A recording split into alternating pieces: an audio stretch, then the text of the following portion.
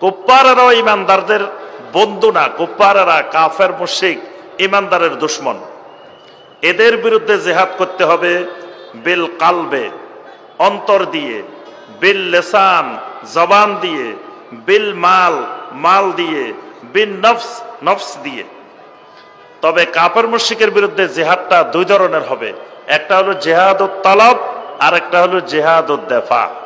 জিহাদুত তলব হবে যখন কোন ইসলামী রাষ্ট্রের খলিফাতুল মুসলিমিন কোন একটা অঞ্চলে দাওয়াত পরিচালনা করবেন, আর সেই দাওয়াতে বাধাগ্রস্ত হবে, কোনো সমস্যা তৈরি হবে, তখন সেই অঞ্চল বিজয়ী করার জন্য যখন খলিফাতুল মুসলিমিন আহ্বান জানাবেন, তখন সেখানে যে জিহাদটা হবে এটার নাম জিহাদুত তলব।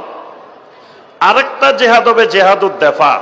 এটা হলো যখন কোনো মুসলিম অধ্যুষিত অঞ্চল কাফের মুশরিকরা আক্রমণ করে দখল করে ফেলে হঠাৎ করে, তখন ওই জনপদের অধিবাসীদের উপরে তার এই মুসলিম জনপদ, মুসলিম এলাকা রক্ষা করার জন্য যে জিহাদ, এটা হলো জিহাদুদ দিফা।